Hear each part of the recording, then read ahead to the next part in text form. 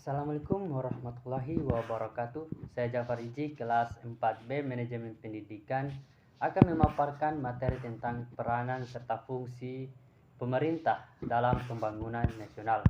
Terdapat dua sub pokok yang akan dibahas. Yang pertama, fungsi-fungsi pemerintah terhadap warganya. Satu, negara sebagai negara politik. Negara sebagai negara politik pembangunan nasional adalah negara yang mengutamakan pembangunan dalam berbagai aspek kehidupan masyarakat secara keseluruhan. Yang kedua, negara sebagai negara hukum.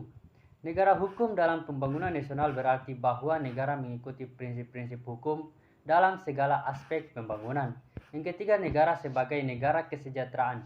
Negara sebagai negara kesejahteraan dalam pembangunan nasional adalah negara yang mengutamakan kesejahteraan dan kepentingan rakyatnya dalam proses pembangunan.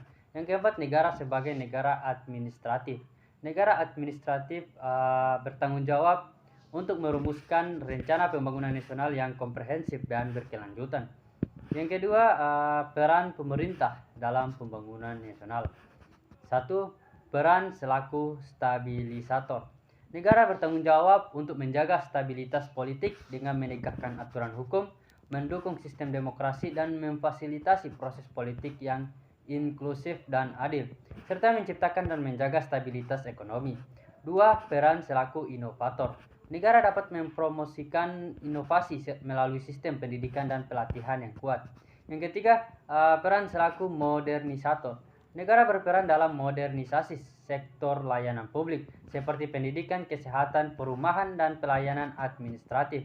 Yang keempat, peran selaku pelopor. Negara sebagai pelopor mendorong inovasi dan eksperimen dalam pembangunan nasional. Hal ini meliputi upaya untuk mencari solusi baru, menerapkan teknologi yang canggih, dan mengadopsi praktik terbaik dari negara lain. Dan peran yang terakhir yaitu peran selaku pelaksana sendiri. Dengan memiliki tenaga kerja yang terampil dan terlatih dengan baik, negara dapat melaksanakan program pembangunan dengan lebih efektif. Baiklah, sekian dari saya. Wassalamualaikum warahmatullahi wabarakatuh.